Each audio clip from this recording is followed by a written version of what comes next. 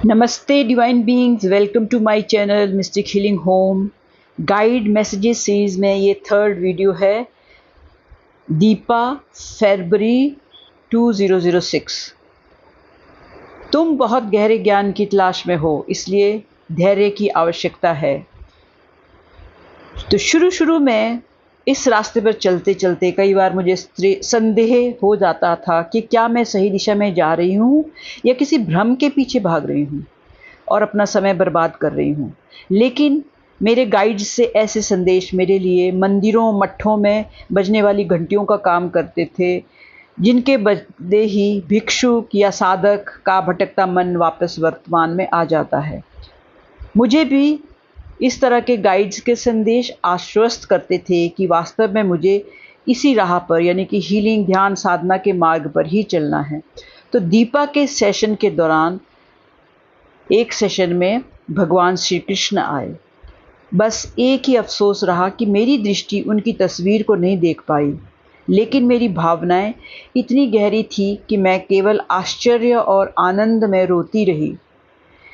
और जिस व्यक्ति को यह दृश्य उसके सेशन में दिख रहा था, दीपा इस अनुभव से बहुत अधिक प्रभावित नहीं लग रही थी।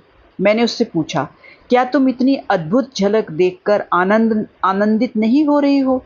उसने कहा, मेरी स्थिति उस व्यक्ति जैसी है जिसके सामने बहुत स्वादिष्ट मिठाइयाँ रखी हो, लेकिन बीमारी के कारण वह उनका स्वाद नहीं ले पाता। यानी कि उसकी मानसिक और शारीरिक स्थिति नहीं थी कि वह इस डिवाइन ब्लेसिंग को एंजॉय कर सके। फिर मैंने सेशन में ही उससे कहा, तब तो मुझे लगता है कि जैसे वे मेरे लिए ही आए हैं। उसने कहा, हाँ, वे कह रहे हैं कि वे तुम्हारे लिए आए हैं। मैंने उनसे दीपा के द्वारा अपने काम, अपने संबंध और उनसे अपने जुड़ाव के बारे में प्रश्न पूछे। उन्होंने ठीक वैसा ही उत्तर दिया जैसा कि मैं सोचा करती थी या जिसकी मुझे उम्मीद थी। उन्होंने मेरे विश्वास को और मजबूत करते हुए कहा, जो पेड़ बहुत लंबे और समय तक टिकने वाले होते हैं और मूल्यवान होते हैं, उसे बढ़ने और फलने फूलने में अधिक समय लगता है। तुम्हारे साथ भी ऐसा ही है। तुम बहुत दुर्लभ और गहरे ज्ञान की सत्य की खोज कर रही हो, इसलिए लोगों को इसे समझने में समय लगेगा। यह एक नया अनुभव है, इसलिए इसमें समय लग रहा है, लेकिन तुम सही मार्ग पर हो। धैर्य रखो, तुम्हारी मेहनत अवश्य फल देगी। एक बार उसके सत्र में भगवान विष्णु आए। जब उसका दीपा का क्रिस्टल लॉकेट जो मैंने उसे दिया था वो गिर गया था और उसके गले में बहुत दर्द भी हो रहा था, जिससे गले से कुछ भी निगलना मुश्किल हो गया था।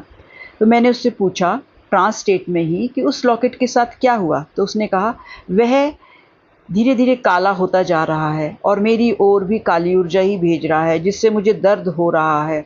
अंत में ये बहुत भारी हो गया और टूटकर अलग हो गया, क्योंकि इसे सहना मेरे लिए बहुत भारी हो गया था। मैंने पूछा, यह नकारात्मक ऊर्जा जिसको काला करने के लिए कहाँ से आ रही है? उसने जवाब दिया, मेरे पति, मेरी सास और एक तांत्रिक है। वे सब यह नकारात्मक ऊर्जा मेरी ओर भेज रहे हैं, जिससे मेरे गले में लगातार दर्द हो रहा है। मैंने पूछा, वे तुम्हारे साथ ऐसा क्यों कर रहे हैं? उसने कहा, वे चाहते हैं कि मैं उनके घर वापस चली जाऊं, उनकी बात मानूं और उनकी गुलाम बनकर रहूं। उसके सेशन में मैंने उससे कहा कि चलो मैं तुम्हें एक और क्रिस्टल दे रही हूं जो उसे इन सभी नकारात्मक प्रभावों से बचाएगा। मैंने उस क्रिस्टल को चार्ज करना शुरू किया और वह अपने आप ही अपने ट्रांस स्टेट में से आंखें बंद से ही देख रही थी और मुझे बता रही थी कि तुम्हारे हाथों से प्रकाश निकलकर क्रिस्टल में जा रहा है और वह चमक रहा है और प्रकाश छोड़ रहा है। मैंने उससे पूछा, यह प्रकाश मेरे हाथों में कहाँ से आ रहा है? तो उसने कहा, बहुत ऊपर से, ब्रह्मांड से। ये तो भगवान विष्णु है, जिनके हाथ में सुदर्शन चक्र है और वे यही प्रकाश तुम्हें दे रहे हैं। मैं यह सुनकर सुखद आश्चर्य में पड़ गई और भगवान विष्णु की उपस्थिति के बारे में जानने की उत्सुकता को रोक नहीं पाई। तो मैंने उससे पूछा कि क्या मैं तो फिर उनसे बात करना चाहती हूँ। उसने कहा, वे कह रहे हैं तो फिर क्यों नहीं करती हो बात? मैं तो इसी कारण ही आया हूँ। मैंने पूछा, तो जो कुछ तुमने मुझे बताया है, ये नकारात्मक ऊर्जा, ये तांत्रिक, तुम्हारा पति, इन सब की सच्चाई क्या है? क्या तुम्हारे परिवार में कोई और भी इस तरह के आक्रमण का शिकार है? क्योंकि ये सब मेरी नॉलेज, मेरी सोच और मेरे विश्वास से बाहर की बातें थी। उसने बहुत मैटर ऑफ फैक्टली ही उत्तर दिया। वे कह रहे हैं कि बहुत से लोग इन चीज़ों से पीड़ित है, लेकिन मेरा भाई संजय सबसे अधिक प्रभावित है। फिर मैंने पूछा, फिर लोग इन बातों पर पूरी तरह विश्वास क्यों नहीं करते? उसने कहा, ये सत्य है, लेकिन ये इतना डरावना और समझने में इतना जटिल कि लोग चुप रहना और इसे नज़रअंदाज करना ही बेहतर समझते हैं। फिर उसने अपने आप ही जीवन की तुलना एक नारियल के फल से करते हुए उदाहरण दिया कि बाहर से वह बहुत उलझा हुआ और कठोर दिखाई देता है, इसलिए भीतर की कोमल परत को इस उलझन और रहस्य से बचाना कठिन होता है। लेकिन जैसे जैसे कोई अंदर की गहराई में जाता है, भीतर का भाग अधिक कोमल, मीठा और शुद्ध होता जाता है। यह गहरी और सामंजस्यपूर्ण सच्चाई छिपी हुई होती है। लोगों में इतना धैर्य और जिम्मेदारी नहीं है कि वे उस सच्चाई का सामना कर सकें। मैंने उससे पूछा, अगर लोग सच्चाई का सामना नहीं करना चाहते, यहाँ तक कि तुम और तुम्हारा परिवार भी मेरे काम पर विश्वास नहीं करता, तो फिर ये बातें तुम्हें और मुझे क्यों बताई जा रही हैं? उसने कहा, क्योंकि तुम्हारे पास साहस है और तुम इससे जुड़ी हो, इन बातों से जुड़ी हो। तुम्हें लोगों को ये बातें समझानी है, तुम्हें इस छिपी हुई सच्चाई को सामने लाना है।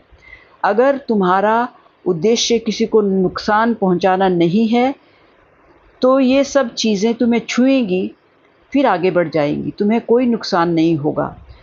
तुम इन सब अनुभवों से सीखोगी और लोगों को समझाओगी। तुम्हें जीवन में किसी चीज़ से डरने की आवश्यकता नहीं है, और जब मैं पूरी तरह ठीक हो जाऊंगी, तब मैं लोगों को बताऊंगी और वे तुम्हारे काम को स्वीकार करेंगे। इन सब बातों का अर्थ मैं पूरी तरह समझ नहीं पाई उस समय। तो सेशन के बाद में उससे पूछा, क्या तुम सच में उन सब पर विश्वास करती हो जो तुम देखती हो और मुझे बताती हो? उसने कहा, मुझे तो बस ऐसा एहसास होता है कि मेरे मन में जो आता है या मुझे कुछ अंदर से दिखता है, मैं तुम्हें बता देती हूँ। इससे मुझे कुछ लाभ नहीं होता, लेकिन मुझे पता है कि तुम कुछ बहुत अच्छा काम कर रही हो और ये बातें तुम्हारे लिए लाभदायक है। अगर ये तुम्हारी मदद कर सकें तो मुझे खुशी होगी। हालांकि मैं इन सभी संदेशों को, ज्ञान को उस समय गंभीरता से नहीं ले रही थी, फिर भी उसने मुझे अपनी इच्छा साझा की कि उसकी इच्छा है कि 2 लोगों को रिग्रेशन सेशन लेना चाहिए ताकि उनके जीवन की समस्याओं का कारण समझ में आ सके। ये दीपा चाहती थी कि उसके लाइफ में जो 2 लोग हैं वो ये सेशन लें और जाने कि उनके जीवन में क्यों इतनी कठिनाइयाँ हैं। उनमें से एक उसके पिता थे जो बहुत ही अच्छे इंसान थे, लेकिन बहुत ही बंद स्वभाव के थे और अपने सिद्धांतों पर अड़े रहते थे, इसलिए वे आगे नहीं बढ़ पा रहे थे। दूसरी उसकी बुआ थी जो बहुत कम उम्र में ही विधवा हो गई थी और अब उनका केवल 22 साल का बेटा था, उन्होंने उसे भी खो दिया था। तो 17 मार्च 2006 को कलकत्ता की एक वृद्ध महिला को डिस्टेंस हीलिंग देते समय मुझे पहली बार ऐसी नकारात्मक ऊर्जा का सामना हुआ। मैं बहुत हद तक हिल सी गई थी, लेकिन मुझे विश्वास था कि रेकी मुझे किसी भी नुकसान से बचा सकती है, क्योंकि मेरा उद्देश्य केवल नकारात्मक ऊर्जा को साफ करके उसे उसके मूल स्रोत तक वापस भेजना है, जहां वह फिर से शुद्ध रूप में परिवर्तित हो जाती है। दीपा की आत्मा ने मेरी सहायता चाहिए थी। एक सुबह मेरी नियमित डिस्टेंस हीलिंग सेशन के दौरान वह मेरे ध्यान में दिखाई दी थी, मुझे इनर विजन में। उसके बाद मैंने उसे अपने संरक्षण में ले लिया था ताकि उसके जीवन की उलझनों से उसे बाहर निकाल सकूं। हालांकि दीपा जीवित नहीं रह सकी, या यूं कहें कि वह जीवित जीना नहीं चाहती थी, क्योंकि उसमें सच्चाई का सामना करने की ताकत नहीं बची थी। उसका जीवन पूरी तरह उलझनों से भरा हुआ था और उसने बहुत कष्ट सह लिए थे। फिर भी भले ही उसे रिग्रेशन सेशंस में दिखाई देने वाली बातों पर पूरा विश्वास नहीं था, लेकिन वह हमेशा मेरे साथ सेशन के लिए तैयार रहती थी और उससे मुझे इतनी सारी बातें बताई कि मैं खुद को उसकी आत्मा के प्रति ऋणी महसूस करती हूँ।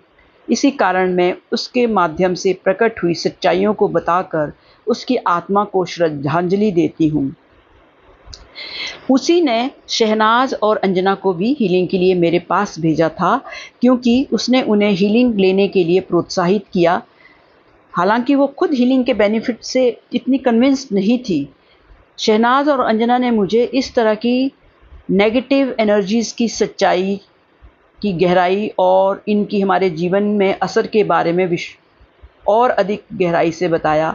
हालांकि मैं इन सब बातों पर विश्वास नहीं करती थी।